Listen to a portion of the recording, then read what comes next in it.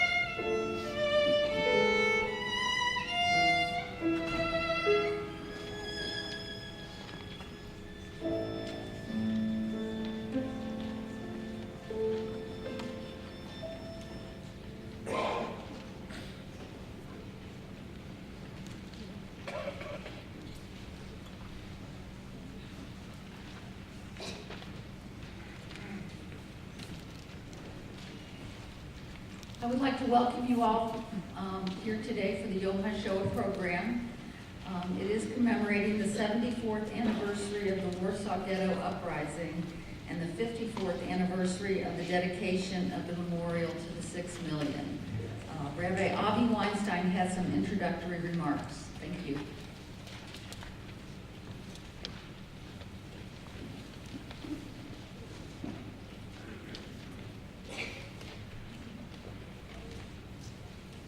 The Warsaw Ghetto speaks of resistance, physical resistance, armed resistance, spiritual resistance.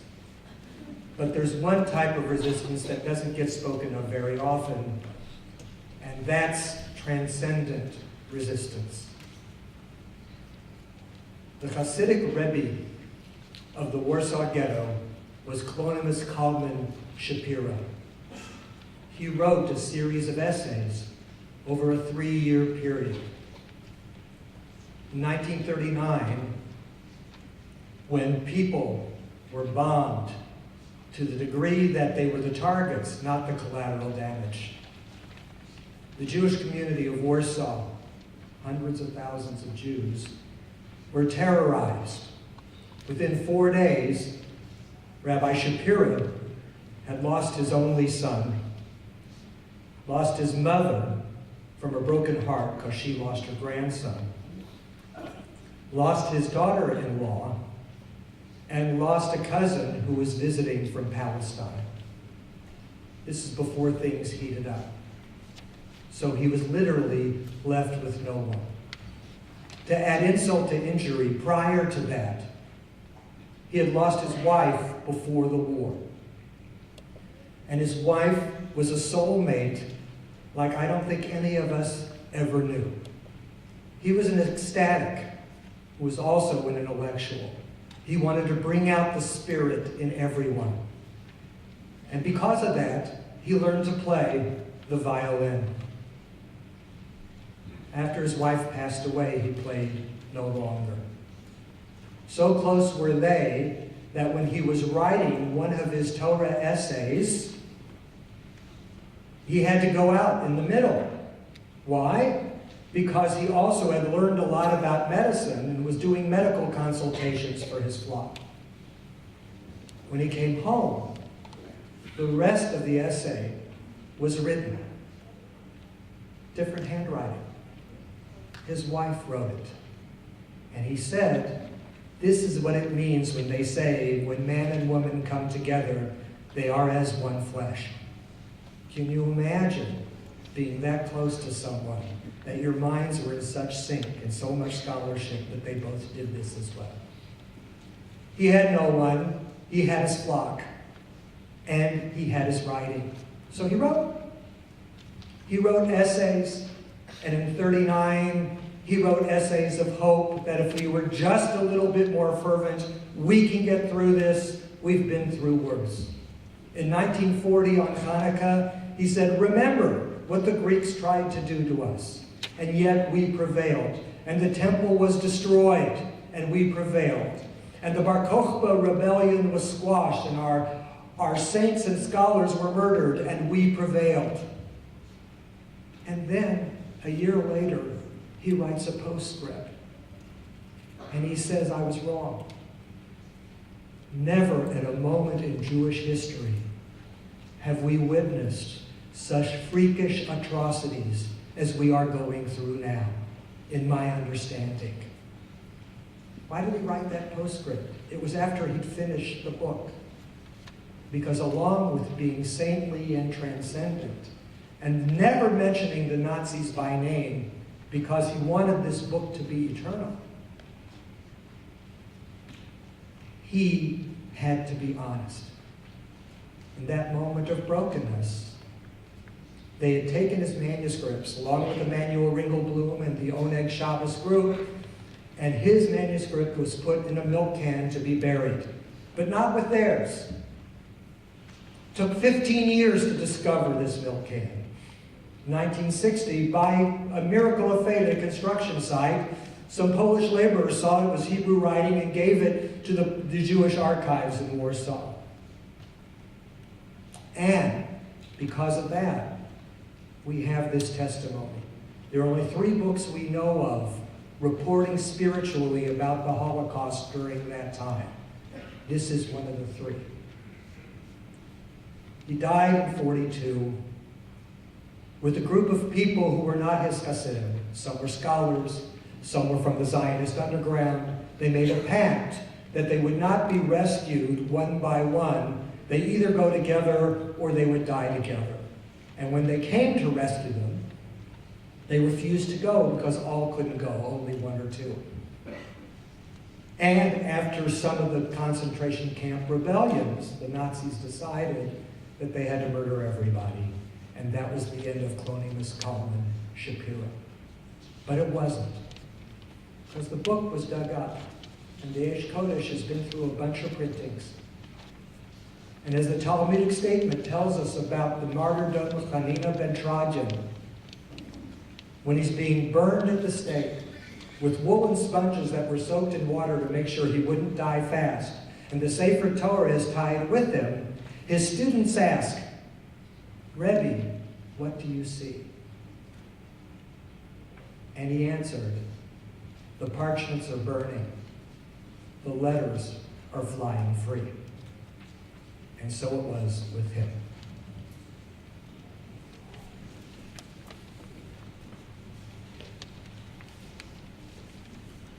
Okay, hold. 6:05. Teach, hut. Forward. March. Pump, halt, grip, hold. A one, halt, grip, hold. A one, halt, grip, hold. A one, halt, grip, hold.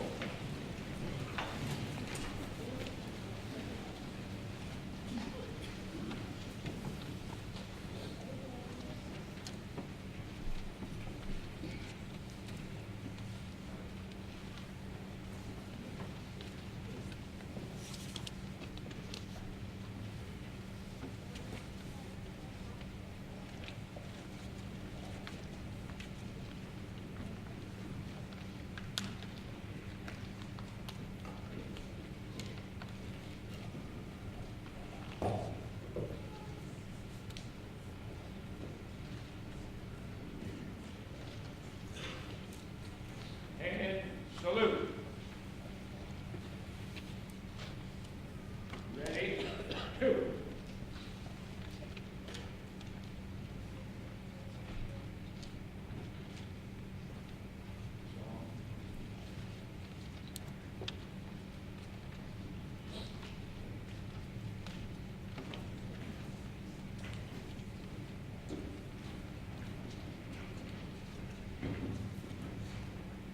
May all please join me in the Pledge of Allegiance. I pledge allegiance to who?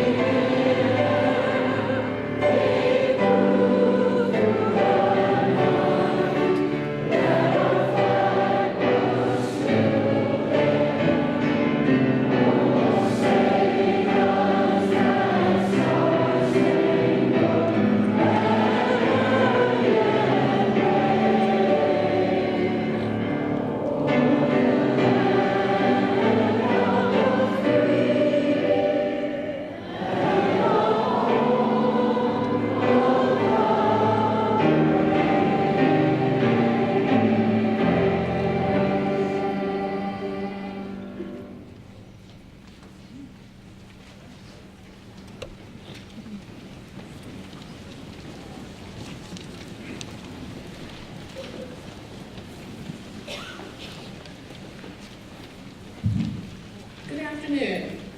My name is Sharon Lindenbaum, and I am Board Chair of the Jewish Community Relations Bureau, American Jewish Committee.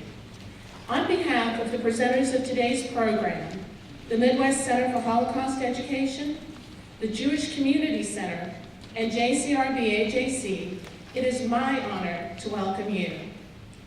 This is such an important and historic occasion as we commemorate the 74th anniversary of the Warsaw Ghetto Uprising and the 54th anniversary of the dedication of the memorial to the 6 million. Our history is one that is intertwined with struggles in their many forms, including those struggles which are active and physical, and those which are much more cerebral and passive. Today we remember the acts of bravery and the heroic efforts of the Jews living in Warsaw, who struggled and who for 63 days valiantly fought for their lives and their freedoms, and who were ultimately unable to prevail. Today, our struggle is to remember and honor those actions and the people who died fighting for freedom. Recently, we concluded the celebration of Passover, a holiday in which fighting for freedom is a key narrative.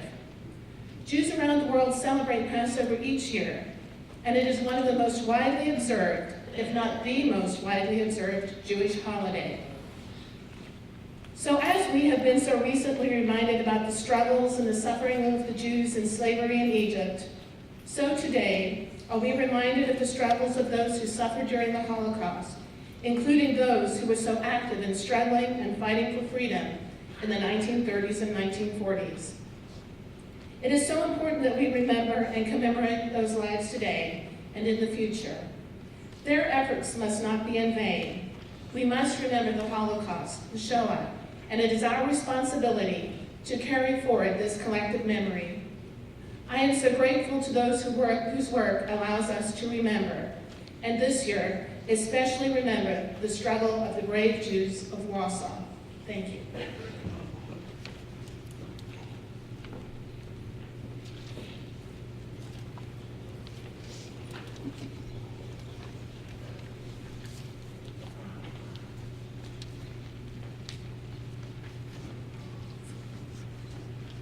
How do you win the lottery if you've never bought a ticket? Well, I'm a living example. If my family hadn't survived the Holocaust, I would not be on this podium today. I shouldn't be here. My father, Jerry Koenig, is a living testimony to surviving against all odds. I'm not a statistician, but please bear with me a moment.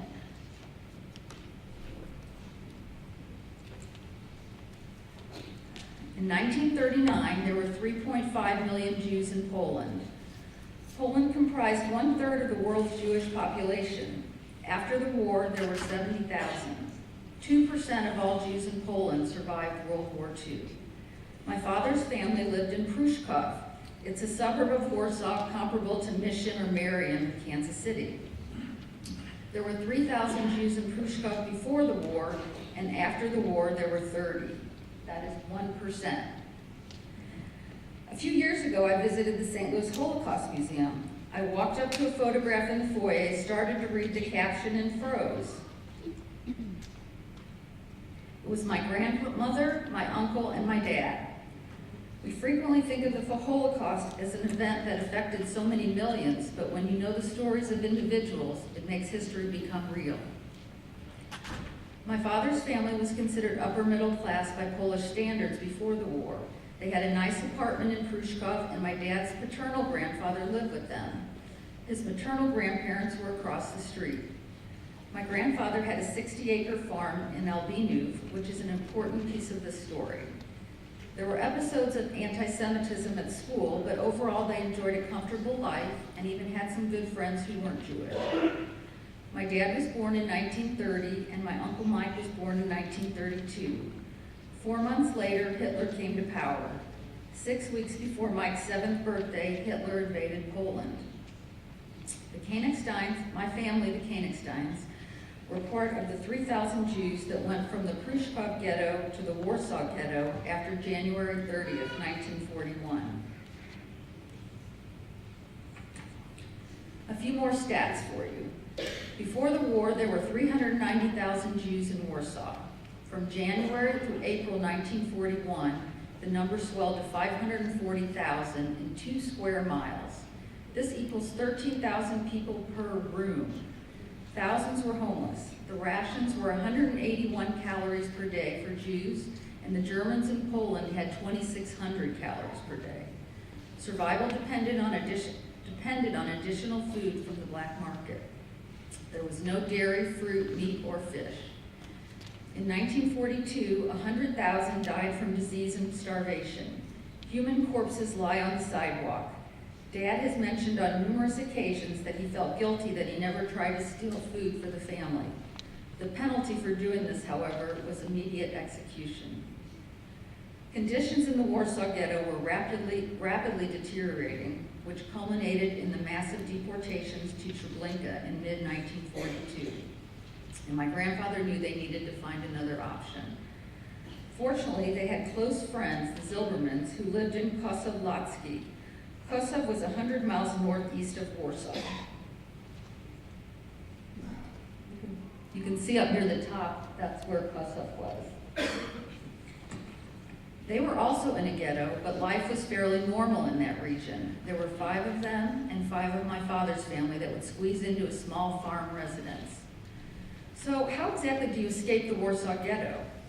As my Uncle Mike wrote in his book about their experience, Grandpa Isidore's stubborn optimism and boundless energy enabled us to survive. A sack of potatoes also helps. More about that in a second. My Grandpa Isidore, who was in a forced labor camp in Prushkov, took chances with a man who made a dangerous living by smuggling Jews out of the ghetto. He was paid and others were bribed to look the other way. Grandma and Uncle Mike rode the streetcar out of the ghetto walls. Grandma discreetly removed her armband and will always be grateful for the people who didn't turn her in. Escape attempts were punishable by death. The sack of potatoes was given to the streetcar conductor to look the other way. My 8-year-old uncle was terrified, but met the guard with a huge smile, and the German soldier smiled back. He said maybe this was his instinctive attempt at self-preservation. The next day, my father and his grandfather left in the same manner. When they arrived in Kosov, Jews were treated much better, but there was a horrific reason. They were basically the human labor that was building the extermination camp in Treblinka. My family lived with the Zilbermans and their dog Zook, which means brave in Yiddish, for 18 months. Without their generosity, my family would not be alive today. My dad recalls surviving the Kosov Akcja by hiding 3 days under the floor of a warehouse in September 1942. An aksa is when the Jews were rounded up, beaten, and made to march the 7 miles to Treblinka. It was much more cost efficient than taking the train. They were exterminated upon arrival at the rate of 18,000 per day. My family escaped in 1942 to their new home for the next 22 months. The Zilbermans found another Polish farmer who was willing to hide them, at least for a period of time. Grandpa enlisted the help of 2 brothers to find a hiding place. Their entire family had been murdered in the Kosov Akcja. He promised to take them in as well if they could secure a spot. They were able to find a Polish farmer, Mr. Goral. The reward for hiding all 11 was half the title of the Albino farm that I mentioned earlier. Grandpa stipulated that Mr. Goral would receive half of the farm only if all 11 were alive on the day of liberation. They started out with 6, but ended up with 11. 3 were escapees from Treblinka, in addition to a mother and a young pregnant woman. The woman had been married to another man from Treblinka, but was killed during his escape. Here are a few more stats for you to describe the bunker.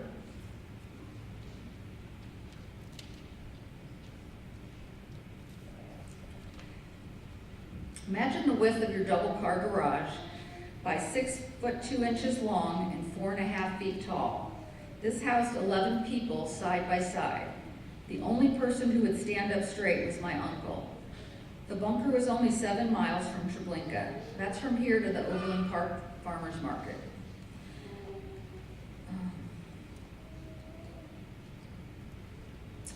They could actually smell the burning bodies. One of the reasons they may have survived is that they were so close to the death camp, the Germans wouldn't even suspect Jews to be living in such close proximity to this hell. Approximately 800 to 850,000 people died at Treblinka. It was second to Auschwitz. The farmer and the two young men and my grandpa dug the bunker. They had to do it over time and dump the dirt in the chicken coop and around the farm. They used saplings and twigs for support. Go back to that picture. And lined the walls with false roof with straw. There was little movement during the day. Sometimes they could go up through the secret trapdoor and walk in the barn. They had to walk down a narrow passageway to get to the chicken coop to go to the bathroom. There was a pot in the barn to toilet. They also attached 2 straps in the barn to exercise their upper body. The roughest period was at harvest time, since the other farmers came to help with the harvest and lots of people were coming and going. The farmer who hid my family was a Catholic Pole who had a son and 3 daughters. They were extremely poor. There was 1 set of nylons that the girls rotated when they went to church. One daughter was pregnant and had a little boy, but the child died shortly after childbirth. Figa, the woman that had been pregnant, in the bunker below, delivered a perfectly healthy little girl, but her cries would have given away the others. It was tragic, since they could have had Mr. Goral's daughter raise the girl, but a midwife was present and she knew she had had a boy. Figa had to give her own newborn opium tea, and the baby passed. One of the boys left the hiding spot with a bundle. Uncle Mike saw one of her tiny legs dangling through the rags and knew when the baby didn't come back. She was alive less than a day. They were fed 1 pot of soup, dark dense bread, and boiled cabbage and potatoes each day. They never saw an egg or milk for over 700 days. In the bunker, there was always the smell of wet straw and hay. Straw lined the floor and the walls and was full of vermin, lice, fleas, bedbugs, mice. At night, they could hear the mice running around in the straw and had to keep picking vermin off of them. Each day, they took a lot of time picking the lice eggs out of the seams of their clothes and cracking them. There was no hot water to kill them, and hygiene was basically non-existent. The temperature of the bunker was comfortable, though, since it was below ground and insulated with straw. There was also lots of body heat. For light, they had a kerosene lantern and acetylene torch that was an open flame. One time the lantern started a fire, but they were able to extinguish it by beating it with blankets and rags. Mr. Goral went to town and got a daily paper, which was mainly German propaganda written in Polish. They tried to read between the lines to determine what was actually going on. Dad enjoyed the political cartoons and later gave his collection to one of the Russian soldiers. He also fashioned a chess set out of bread and dyed 1/2 purple with beet juice. Grandpa Isidore also spent time teaching them Russian and German. There was a lot of guilt over the Zilberman family, who had allowed them to live at their small farm for 18 months in Kosov. As I previously mentioned, the Zilbermans also found a farmer who hid them for a period of time, but later turned them out. Mr. Zilberman came to Mr. Goral to ask them if they could join the others in the bunker, but Goral couldn't risk taking in any additional people. Within a day, the Zilbermans and Zook, the brave dog, were found murdered in cold blood in the nearby forest. Mrs. Zilberman's head was missing. She had a mouthful of gold teeth, and local neighbors had most likely extracted them in the privacy of their own homes. All 11 were liberated in the summer of 1944. Warsaw was liberated in later fall, early winter. Shortly before they left the bunker, they could hear the artillery and bombs from the Eastern Front getting closer. Then there was small arms fire, and then a few days later, the sounds of war were coming from the western direction. Mr. Goral stuck his head in the bunker and stated, "They're gone." They still waited 3 days and were afraid to go out the main gate of the barn, and instead found a small plank to push open. The Soviet soldiers were astonished at how pale they were. "White as snow," they remarked. My family went back to Prushkov in January of 1945. This was 4 years after going to the Warsaw Ghetto. As I mentioned earlier, there were 3,000 Jews before the war and 30 afterwards. My family didn't stay in Poland due to the virulent anti-Semitism from the locals after the war. 1,000 to 2,000 Jews were killed by Poles after liberation from 1944 to 1947. After leaving Poland, my family spent 5 years in the western zone of Germany in the displaced persons camp of Feldafing and later in Munich, where my father and uncle were able to complete their engineering degrees. This was largely due to my grandfather's teaching while underground and a personal tutor.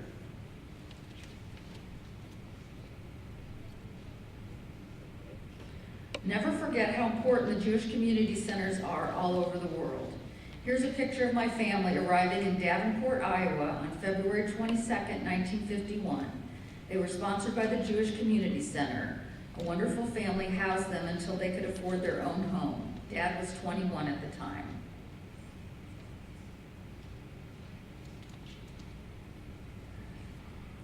After a recent presentation that my father gave, he received an amazing letter from a 20-year-old student in the audience. An excerpt from her letter captures my exact feelings. The week before you came to speak to us, I was diagnosed with a heart condition at 20 years old. It scared me a lot, but then you spoke. You spoke of your time in the Warsaw Ghetto where people died by the hundreds, but by the grace of God, you and your family managed to survive. You spoke of your time 22 months in an underground bunker with 10 others. You spoke of your good friends, the Zilbermans, who did not survive the Holocaust. Then, after all of this, you told us life is worth living. Never give up. You gave me hope and determination that night, Mr. Koenig. You truly are my hero. I promise to never let your story die, Mr. Koenig. I will continue to tell it in honor of you and in honor of those who did not survive. Thank you, and with much love.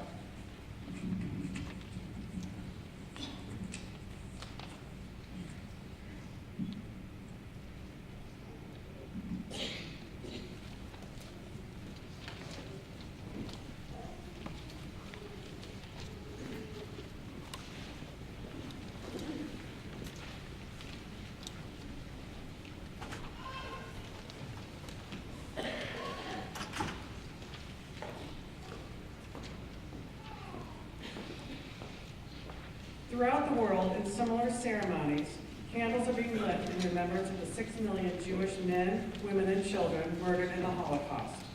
The memory of the Holocaust reaches across our community, touching each of us. Today, representatives of 6 special groups will light candles: Holocaust survivors, children of Holocaust survivors, grandchildren of Holocaust survivors, Jewish youth program participants, Jewish war veterans, and the entire greater Kansas City community. As each group is announced, we invite all members of that group to stand at their seats and remain standing until all the candles are lit at one time.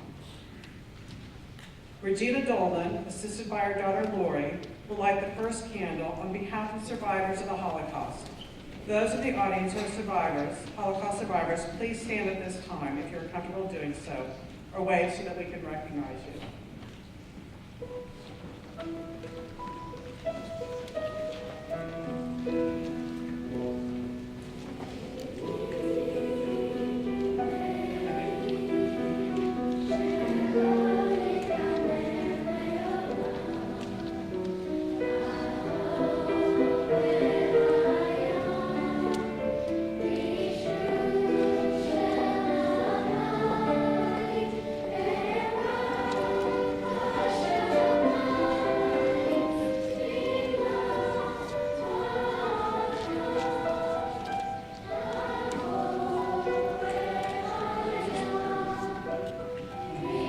Lynn Dyer, daughter Arlene and Jerry Koenig, will light the second candle on behalf of the second generation.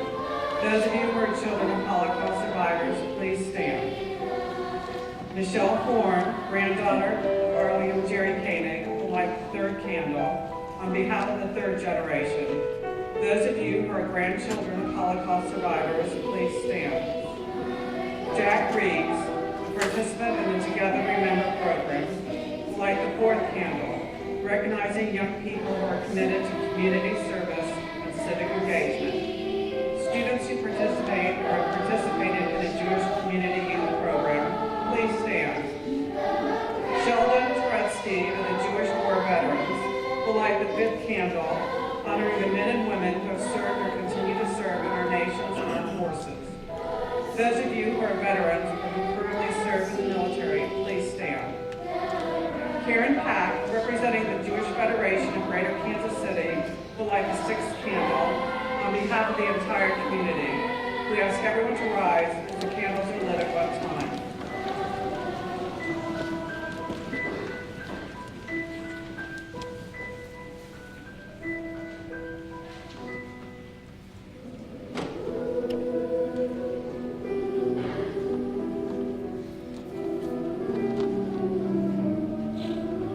Please be seated as the choir sings The Last Butterfly, based on a poem by Paul Friedman, who was murdered in Auschwitz in 1944.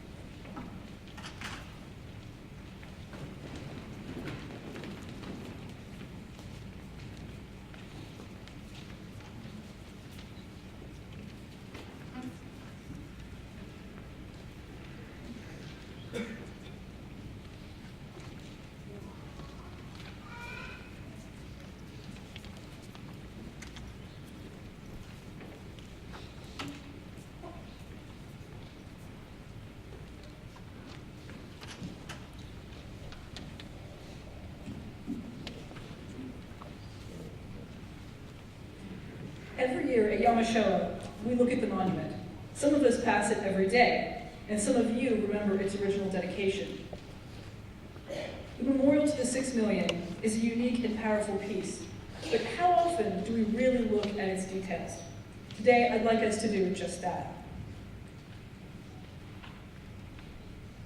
In 1958, a group of survivors, known as the New Americans, commissioned a memorial. They knew they wanted an artist of national renown to be commissioned to do this piece, and they also knew they wanted it to focus on Warsaw. Now, 1958 is really early for Holocaust memorialization outside of Europe. But if there was Holocaust memorials that were designed outside of Europe, they did tend to focus on the Warsaw Ghetto Uprising, which is what Kansas City opted to do as well. In order to truly appreciate the uniqueness of the memorial we have here, I think it's important to look at what memorialization looked like, particularly in Europe, what the standard for memorialization was. What you notice is initially these monuments that go up, they look like typical war memorials. They're obelisks, they're pillars, they're columns. They're fairly impersonal, but again, in this tradition of war memorials. And you can see the dates that some of these go up pretty early. Most of them were initiated by survivors. And the Hamburg one is the only one that isn't at a site of a concentration camp. So that represents an early attempt to commemorate the Holocaust outside of a particular site. You'll notice that there's also a lack of any Jewish identity on these memorials. As we get into the 50s, you start to see some figurative representations. You start to see people appear. The style starts to change a little bit. But again, there's a real, the Jewishness of these memorials is absent. The memorial that most closely resembles the one that we have, and one that undoubtedly influenced the artist that did the Kansas City Memorial, is that of the memorial in Warsaw commemorating the ghetto uprising. This was done in 1948. On one side, you do see the heroes of the uprising portrayed, and then on the back side, you see the people leaving the ghetto. So both the heroism and the tragedy is present in this memorial that is in Warsaw. This undoubtedly influenced the creator of our memorial, Maurice Newman. Maurice Newman was born in Lithuania. From there, he went to South Africa, studied in Johannesburg. He also studied in Boston, at a couple different universities there. He was, at the time, a nationally known artist, especially for his sculptures and for his landscapes. Maurice said that this project was the most important of his career. The picture here shows one of his original sketches, like this was the original conception of what he thought the memorial would look like. Later, there was a small-scale model that was produced. And finally, this is the finished form as it looked like when it was dedicated in 1963. You'll notice, if you can, and we'll see pictures here in a second of the current memorial, you'll notice the base is different. The one here, as it was originally built, is rising out of what looks like rubble and rocks. It was the artist's intention to show this memorial to the Warsaw Ghetto Uprising rising out of the rubble of the ghetto.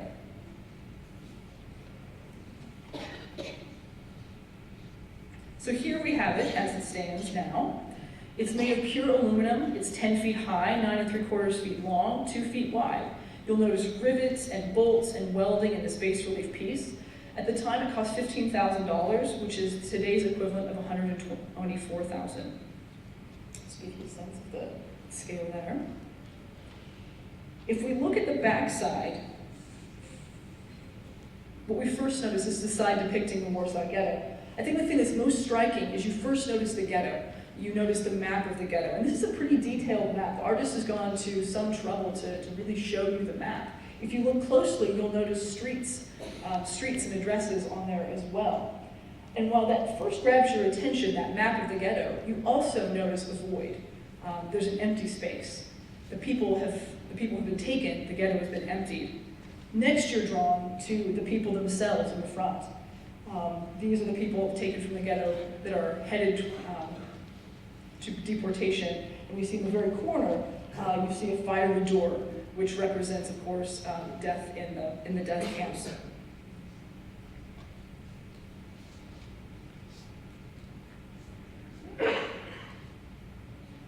again, just a bit more detail to see this contrast between realistic mapping of the ghetto and then these representative figures is really striking, and it is very unique compared to what other memorials were doing at the time, especially you think about the pillars and whatnot. This is a very unique style that we don't see at the time.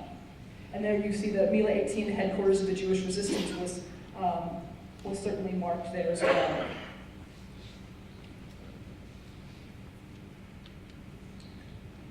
On the front side, this is a depiction of the Exodus. So while the back gives us a forced exodus from ghetto to camp, the front side shows us the Exodus. We see Moses featured centrally in the center there.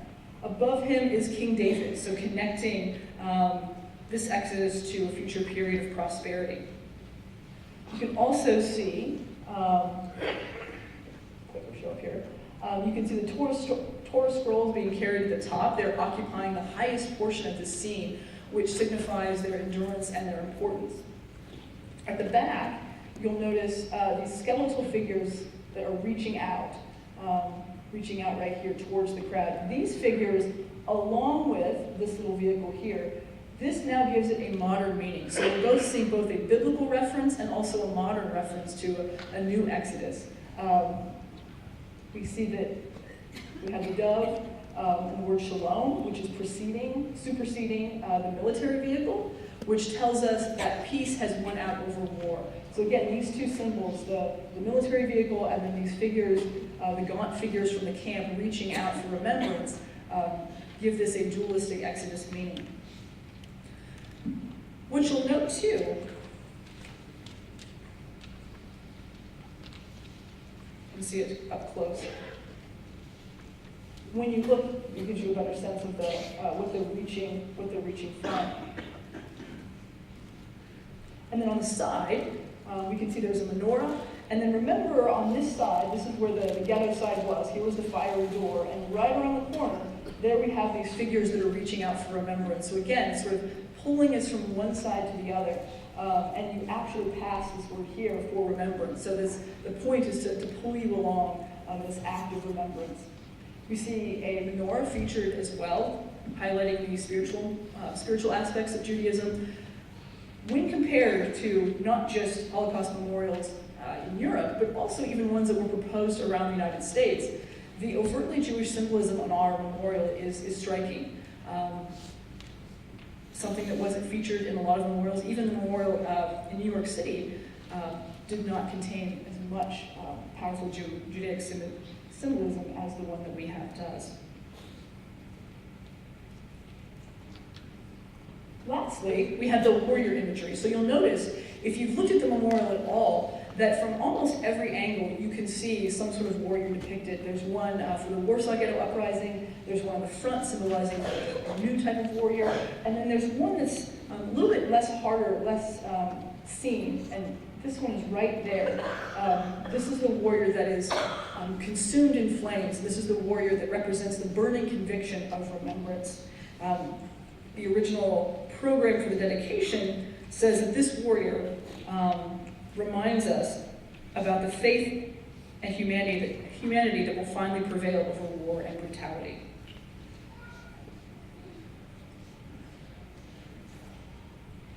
Finally, the memorial contains a number of dedications. So there's several points where it says who created it, who it's dedicated to, and here you can see the original base again, compared to the granite base that it now stands on.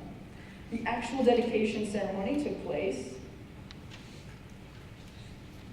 on July 9th, 1963, presided over by former President Truman, who gave a few remarks.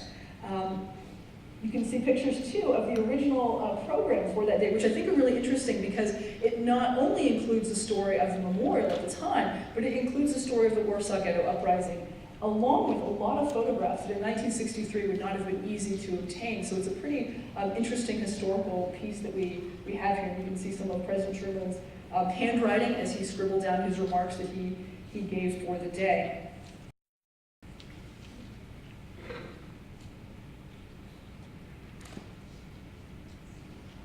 Now, as we look at the memorial again in its entirety, Let us hear some of the words of President Truman and some from the original dedication to serve as a reminder to us to the memorial significance and our own duty to remember.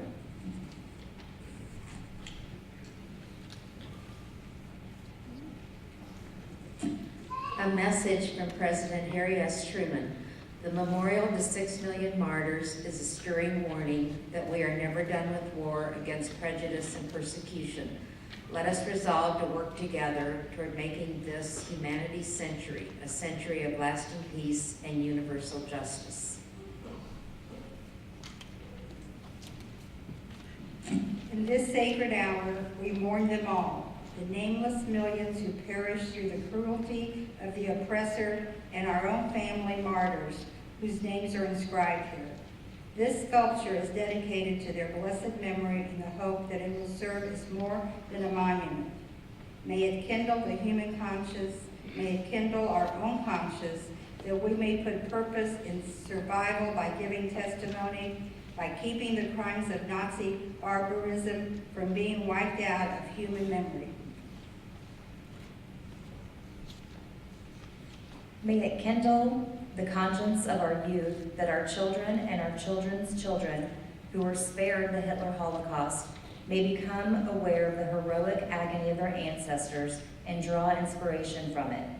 May it kindle the conscience of mankind that an entire generation may share deep moral sympathy for the martyred Jewish dead and determined to live with the living in brotherhood and peace.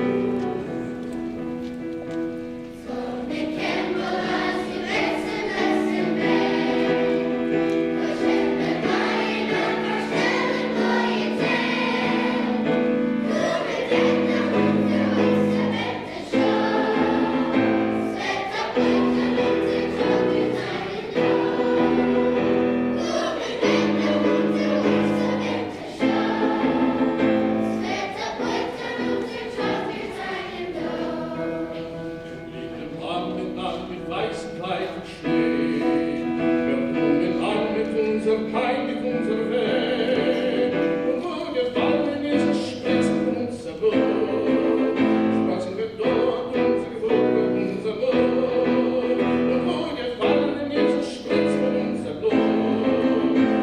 the dark and heavy times of blue day, the time to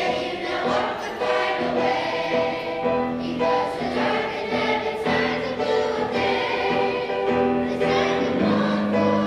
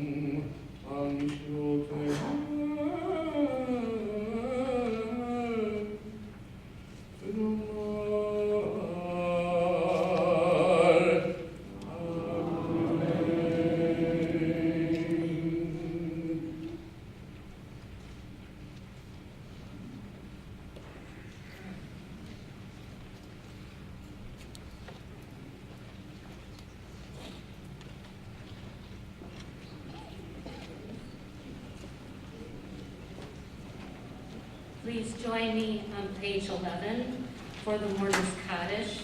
And the text is printed here. It reflects the Ashkenazic pronunciation used by the Jews of France, Germany, and in Eastern Europe. Yisgadal, Yisgadash, Shrei Rabah, Le'alma, Divrah, Kirusei, Le'amalev, Machusei, L'chayefon, Le'omechon, L'chayei, T'ol, Beit Israel, Ba'adalah, U'izman, Koriv, Yibaru, Amen. Yehei, Shmei, Rabah, Mavarah, Le'olam, U'lamei, Almaya. Yistabah, Yishtabah, Yisba'ar, Yisbaman, Yismazeh, Yishadar, Yisalet, Yisalal, Shemei, Kudishah, Barichu, Le'elah, Minkol, Yerchasah, Shirasah, Tushbachasah, Menachem Lasah, Da'miran, Bialma, Ibaru, Amen. Yehei, Shlomo, Rabon, Yishmaya, V'chayim Aleinu, Yal, Kol Yisrael, Ibaru, Amen. Osei Shalom, Nimrama, Uyazei Shalom, Aleinu, Yal, Kol Yisrael, Ibaru, Amen. You may be seated.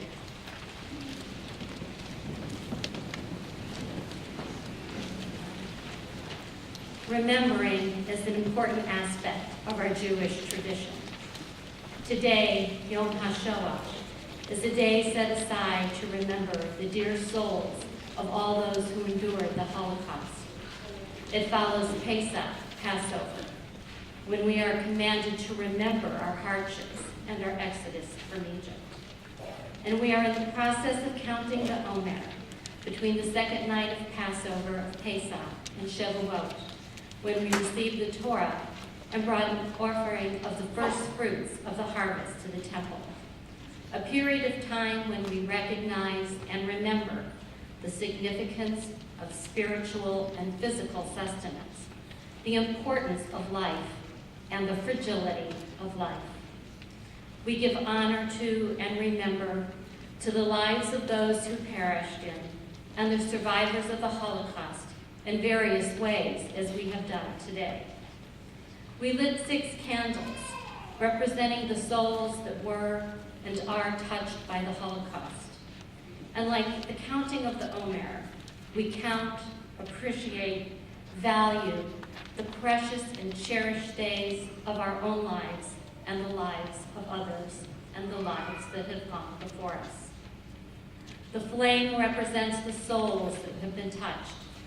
And Kabbalistic tradition teaches that light, fire, also represents the divine sparks of God which were shadowed and embedded in all matter at the beginning of time.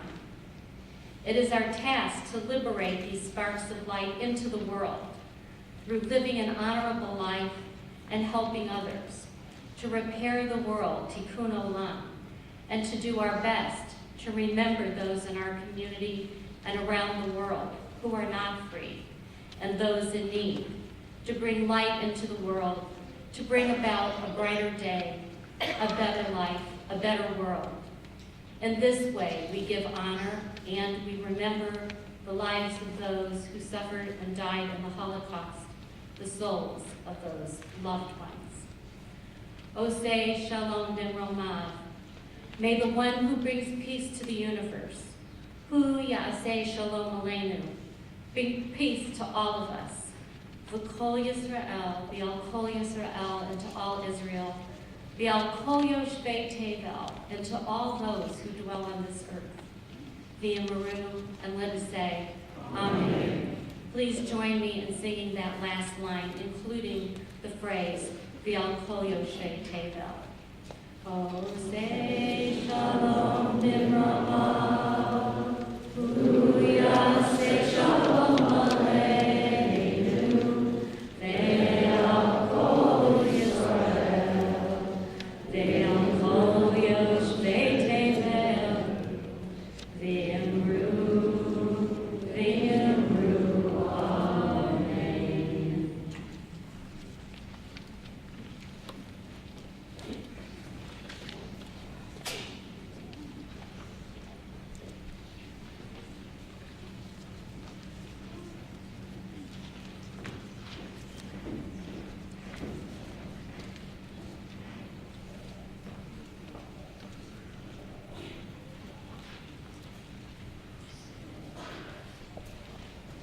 Scouts, please retrieve the colors.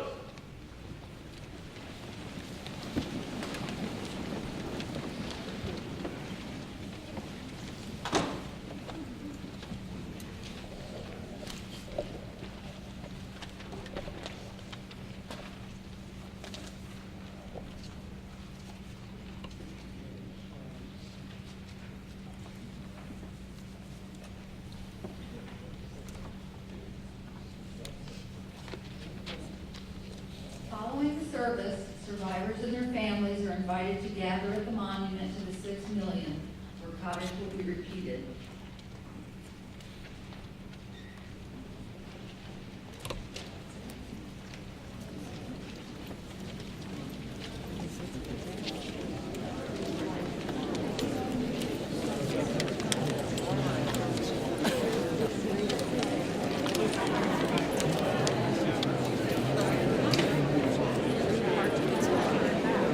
No, actually, I'm over there.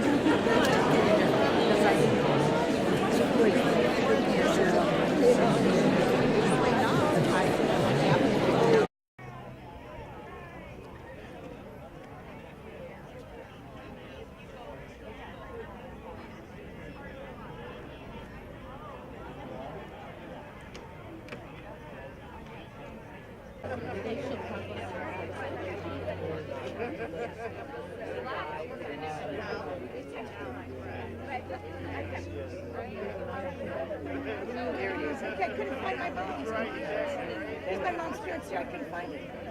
Hirsch laser keyboard and blue keyboard. Yeah, I know. I didn't see it at first. I thought they were this one. So they take care. All the way down there. Right there? Yeah. I don't have I became fat. I became fat. And I'm not happy about it.